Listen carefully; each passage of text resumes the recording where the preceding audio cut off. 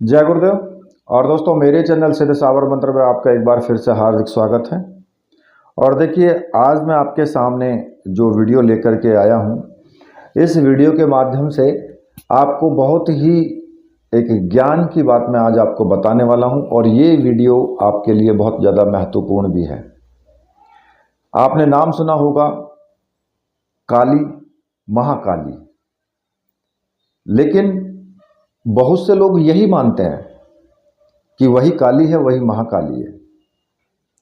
लेकिन आज आपको मैं वो चीज़ बताऊंगा कि इन दोनों में अंतर क्या है। काली में और महाकाली में दोनों में क्या अंतर है, और इनमें बहुत बड़ा अंतर है। लेकिन आज मैं इसी अंतर को आपको समझाऊंगा कि देखिए, जब कोई भी साधक होता है और महाकाली की साधना करने के लिए वो कदम आगे बढ़ाता है, तो उसके मन में बहुत सारे प्रश्न आते हैं, बहुत सारे सवाल होते हैं उसके मन में। और ऐसे प्रश्न जो है वो अचानक से ही आने लगते हैं।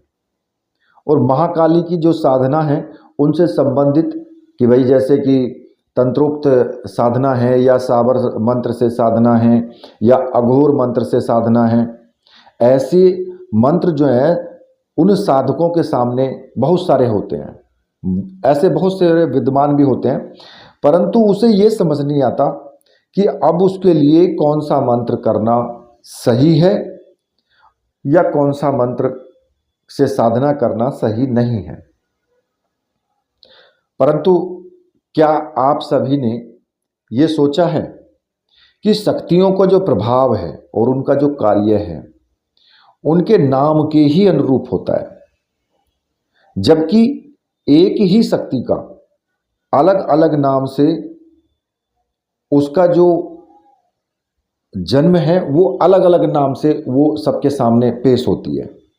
लेकिन अलग अलग उसके नाम हैं, तो उसके गुण, स्वभाव, क्षमता या उसकी शक्तियां ये भी सभी बदल जाते हैं, क्योंकि वो अपने मूल स्वरूप को छोड़ करके एक अलग ही रूप में अलग नाम से वो जन्म लेती है, अलग नाम से वो प्रकट होती है। तो उसी नाम के अनुसार ही उसकी क्षमता और शक्तियों का विकास भी वो करती है। ठीक इसी तरीके से महाकाली और काली में भी अंतर है। दोनों के गुण, स्वभाव या उसकी क्षमता या उसके जो कार्य हैं उन सभी में समानता नहीं है, उनमें भिन्नताएं हैं।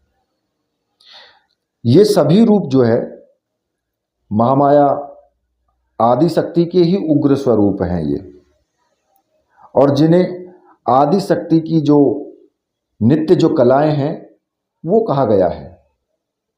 और इन्हीं नित्य कलाओं की भी उपकलाएं भी हैं, जिन्हें योगिनी बोलते हैं, जो सहचरी होती हैं। क्योंकि जो आदि शक्ति है, आदि शक्ति की जो सहचर्या हैं वो ये हैं काली, महाकाली, और जो उनकी भी सहयोगी हैं वो योगिनियाँ होती हैं। तो इसी तरीके से जो उपकलाओं का जो विस्तार होता जाता है, तो उनमें एक अलग अलग शक्ति का जन्म होता रहता है।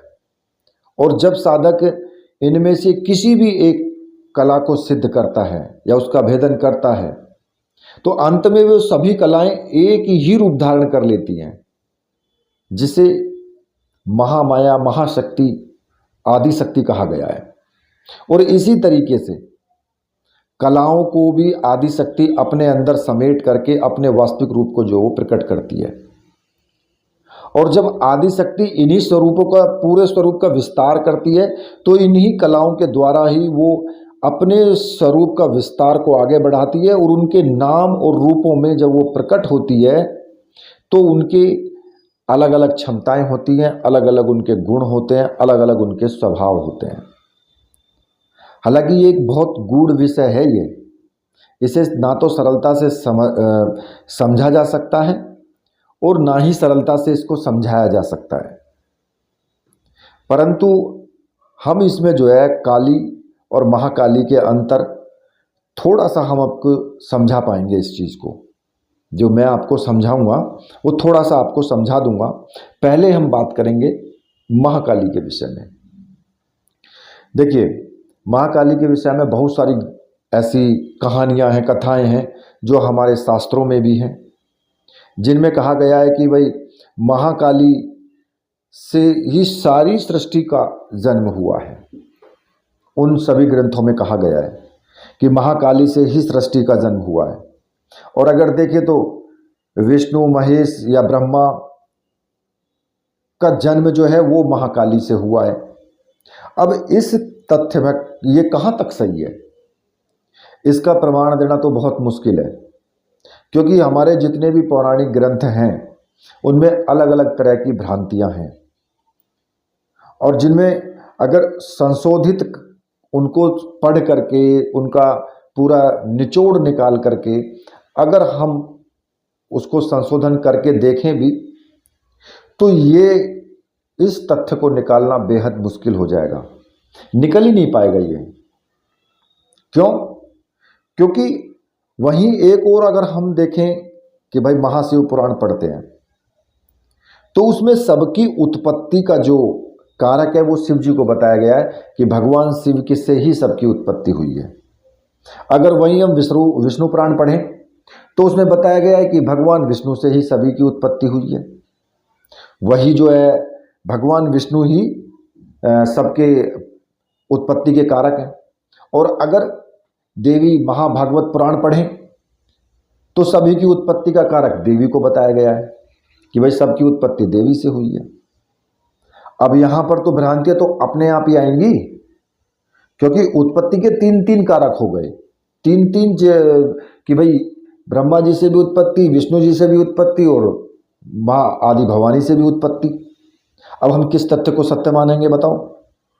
क्योंकि हमारे सामने पुराण शास्त्रों के अलावा कोई और ऐसा कोई प्रमाण तो है ही नहीं, सिर्फ उन्हीं में तो हम पढ़ करके बता सकते हैं, उसके अलावा तो कोई प्रमाण ही नहीं है कि भाई किससे जन्म हुआ है।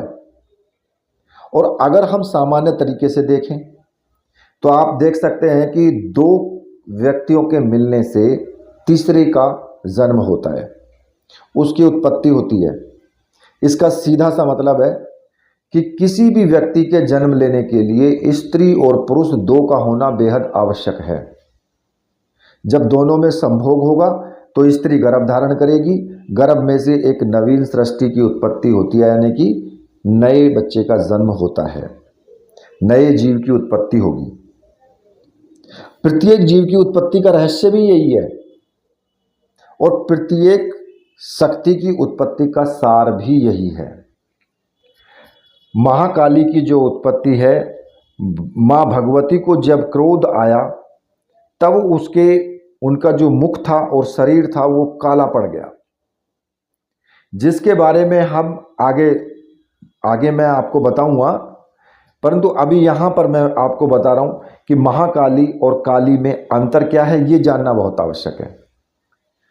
देखो, सामान्य जो लोग हैं महाकाली और काली को एक ही मानते हैं, परंतु वास्तव में ही दोनों में बहुत बड़ा अंतर है, बहुत विभिन्नताएं हैं जिनके बारे में आम लोगों को कुछ नहीं पता होता है।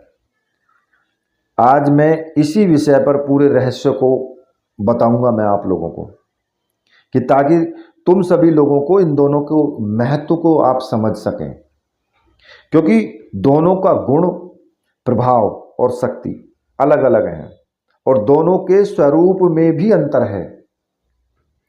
अगर मैं ये कहूं कि दोनों एक दूसरे से भिन्न हैं तो इसमें कोई भी गलत नहीं है। दोनों एक दूसरे से भिन्न हैं बिल्कुल एकदम। वास्तव में ही हम इन शक्तियों के जो रहस्य है उनको ठीक से समझ नहीं पाते, जिसके कारण हम सभी को एक ही मान लेते हैं। मान लो यदि एक क्रोध और उग्र स्वरूप की है तो एक सौम्य और उग्र स्वरूप की है, तो दोनों एक कैसे हो सकती हैं? भाई क्रोध उग्र स्वरूप वाली का सौम्यता के साथ में कोई तो तालमेल है ही नहीं, कैसे वो तालमेल बिठा सकती है? क्योंकि उसके गुण स्वभाव उग्र और तामसिक होंगे। इसलिए हमें साधना करते समय ये बात ध्यान में रखनी चाहिए कि आखिर कौन सी शक्ति किस स्वभाव की है और उसके गुण प्रभाव क्या हैं। क्योंकि देखिए, साधक जिस भी शक्ति की उपासना या आराधना करता है तो उसके अंदर उसी शक्ति के गुण और प्रभाव जो होते हैं वो आने लगते हैं, और साधक उसके गुण और प्रभावों के अनुसार ही अपना जीवन भी जीता है। वो अगर कोई व्यक्ति अप्सरा की साधना करता है तो उसके अंदर रजोगुण आता है और उसी के साथ वो जीवन को जीता है। ठीक है, इसी प्रकार से जिस शक्ति की भी आप साधना करते हो उसी प्रकार से उसी शक्ति के गुण स्वभाव सब कुछ उसके अंदर आता है। अब देखिए, महाकाली की जो उत्पत्ति है उसके विषय में अनेक कहानियां हैं। एक कहानी मैं आपको इसी में से सुनाता हूं। एक बार मां भगवती पार्वती को बहुत ज़्यादा क्रोध आ गया, जिसके कारण उनका मुख जो था और पूरा शरीर उनका काला पड़ गया, और मां के इस स्वरूप को देख करके सभी देवी देवता भय से कांपने लगे, मां से शांत होने की प्रार्थना करने लगे और उनकी स्तुति करने लगे। मां के इस काले रंग के स्वभाव जो स्वरूप था उसको बाद में देवताओं ने महाकाली के रूप से संबोधित किया। इसी स्वरूप को महाकाली के रूप से संबोधित किया, और ये जो स्वरूप है मां पार्वती के क्रोध की उच्च सीमा का प्रतीक है ये।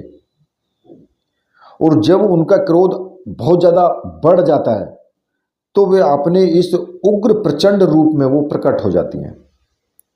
और महाकाली का जो स्वरूप है पूरा का पूरा वो गहरे काले रंग का है, लेकिन बहुत ही ज़्यादा तेज से युक्त है, वो तेज से परिपूर्ण है। मां पार्वती के को इस रूप में देखने के कारण ही महाकाली को जो है वो आदि शक्ति कहा गया है। इसी रूप को आदि शक्ति भी कहा गया है, इसीलिए कहा गया है क्योंकि ये महामाया पार्वती का ही क्रोध स्वरूप है। ये जो महाकाली का स्वरूप है, जिस तरह से शिव जी क्रोध में पूरे अग्नि में हो जाते हैं ना, अग्नि उनके से कांति रूप से अग्नि में कांति तरीके से हो जाती है। मतलब कि एक तरीके से सोचिए कि जैसे लाल रंग हो जाता है ना किसी व्यक्ति का, जब वो पूर्ण रूप से गुस्से में होता है तो वो रंग लाल पड़ जाता है, तो इसी प्रकार से उनका रंग काला पड़ गया था। तो ऐसी प्रकार से जब मां पार्वती को क्रोध आया तो काले रंग में वो परिवर्तित हो गई और महाकाली बन गई उस वक्त। तो महाकाली की उत्पत्ति के विषय में एक कहानी और भी है। ये बात उस टाइम के जब एक राक्षस था दारुण, और उसका जो अत्याचार तीनों लोकों में बढ़ गया, तीनों लोकों में सभी जो है परेशान रहने लगे। तो सारे देवता दारुण के हाथों वो मात खा चुके थे, सब हार चुके थे। अब दारुण को वरदान मिला था कि उसकी मृत्यु एक ऐसी स्त्री के हाथों हो सकती है, ठीक है, जिस कारण जो है सभी देवता हाथ जोड़ करके ब्रह्मा जी के पास पहुंचे। तो उन्होंने उसका समाधान निकाले उसका भाई। उसके बाद में ब्रह्मा जी ने एक स्त्री का रूप धारण कर लिया और दारुण से युद्ध करने चले गए, लेकिन वो भी इस असुर को नहीं हरा पाए। अंत में सभी देवता ब्रह्मा जी के साथ भगवान शिव के पास गए और उन्होंने उनसे प्रार्थना की कि वो कुछ करें। सभी की प्रार्थना सुनने के बाद शिव ने मुस्कुराते हुए माता पार्वती की तरफ देखा और उनका इशारा समझते ही माता पार्वती ने अपनी शक्ति का एक अंश निकाला, और वो एक चमकता हुआ तेज था, एक गोला था, जो देखते ही देखते भगवान शिव के नीलकंठ से होते हुए उनके शरीर में प्रवेश कर गया। और इसके बाद भगवान शिव ने अपनी तीसरी आंख खोली तो तीनों लोग जो थे वो थर थर कांपने लगे, और भगवान शिव की तीसरी आंख खुलने के वो शक्ति उस आंख से बाहर निकली, जिसे देख करके सारे देवता घबरा गए, और उस शक्ति ने विशाल और रौद्र स्त्री का रूप ले लिया। और उसका जो रंग था वो बिल्कुल एकदम रात्रि की तरह काला रंग था। जुबान जो थी वो खून जैसी लाल थी, चेहरे पर बहुत तेज था और माथे पर तीसरी आंख थी। और इस तरह से उसने सभी राक्षसों को खत्म कर दिया। ठीक है, महाकाली के जन्म के विषय में इस प्रकार की भी जो प्रचलित हैं बातें। अब उसी दूसरी तरफ आती है काली। अब काली की उत्पत्ति कहाँ से? काली की उत्पत्ति माता भगवती की भ्रकुटी से हुई है। मां काली जो है शक्ति का एक भयानक रूप है, यानी एक दुष्ट राक्षस के विनाश के लिए उनका अवतरण हुआ। उनकी त्वचा काली, उनकी आभूषण जो है वो खोपड़ी का एक लंबा हार है और उनके कई हाथ हैं। जीभ जो है वो लहू के लिए तरसती हुई जीभ है जो बाहर की तरफ लटकी हुई है। जब माता दुर्गा ने महिषासुर नाम के एक राक्षस से युद्ध कर रही थी तो वो इतनी ज़्यादा क्रोधित हो गई कि ज्वाला जो थी वो माँ काली के रूप में वो अवतरित हुई, उनकी ज्वाला। और जो रक्त बीज जो राक्षस था उसको मार करके और दूसरे राक्षसों को मार करके और उनका खून पिया माता काली ने। ठीक है, काली ने उनके सभी के सर अपने गले में लटका लिए और रक्त बीज का भी वध काली ने ही किया था। तो इन संबंधों में अलग अलग और तरह तरह की कहानियां हैं, परंतु दोनों की संहार की शक्ति है।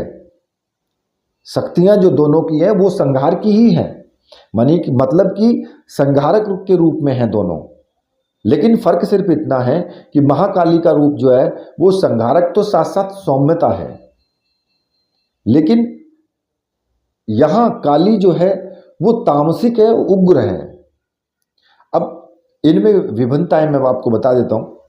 देखो, महाकाली जो है वो महाकाल की अर्धांगिनी और सहचरी है। वो महाकाली देखने में बहुत ही ज्यादा गहरे काले रंग की है। नंबर तीसरा है, महाकाली समय से आगे चलने वाली शक्ति है, मतलब कि समय से भी आगे चलती है वो। नंबर चौथा आता है कि महाकाली शत्रुनाशक है, तंत्र मंत्र और काली मैली जो विद्याएं हैं उनका नाश करने वाली देवी है ये। नंबर पांचवा आता है, महाकाली जो है वो पुरुषार्थ में को भी और मोक्ष देने वाली देवी है वो। अगर कोई इनकी आराधना करता है तो वो पुरुषार्थ के भी कार्य करता है और उसको मोक्ष भी प्राप्त होता है। और उसकी जो वाणी है, उस साधक की वाणी में प्रखरता आ जाती है, मतलब कि उस साधक की जो वाणी है उसको लोग समझते हैं, उस पर एक सम्मोहन होता है वाणी के अंदर, और उसके अंदर ओज और तेज एक प्रदान होता है उसको। जो महाकाली है अपने साधक को ओज और तेज प्रदान करने वाली देवी है ये। ठीक है, अब वहीं दूसरी तरफ मैं काली की बात करता हूं। ये देवी जो है ये दुर्गा की भ्रकुटी से जन्मी हुई शक्ति है ये, जो गहरे नीले रंग की है। काली जो है वो बिल्कुल काली नहीं है, गहरे नीले कलर की है। उसका रंग जो है गहरा नीला वर्ण है वो।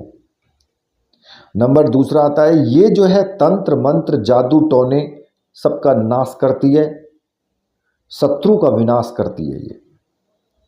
नंबर चौथा आता है, काली सदैव क्रोध मुद्रा में ही रहती है।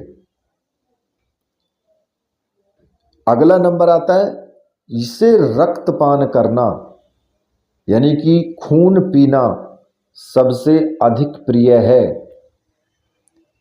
इसकी पूजा करने वाले को बलि देनी पड़ती है इसीलिए। अब वो बलि चाहे बकरे की खून की बलि दो, मुर्गे की खून की बलि दो, किसी भी चीज की बलि दो चाहे। अब नंबर अगला आता है, ये काली जो होती है ये काल की अर्धांगिनी और सहचरी है। महाकाली तो महाकाल की अर्धांगिनी और सहचरी है, लेकिन ये काली जो है ये काल की सहचरी और अर्धांगिनी है ये। इसके साधक को सफलताएं तो जरूर मिलती हैं, ये भी निश्चित है, लेकिन इसका नकारात्मक प्रभाव भी उस साधक के ऊपर पड़ता है, उससे नहीं बच सकता वो भी। इसका जो अस्त्र है वो खड़ंग ही है। ठीक है, और इस देवी का जो भोग प्रसाद है उसे दे करके भी इससे काम कराया जाता है, जो काली है। और इसमें कोई विशेष प्रकार की आपको सिद्धि की आवश्यकता नहीं होती है। इसमें कोई विशेष सिद्धि की आवश्यकता नहीं होती है।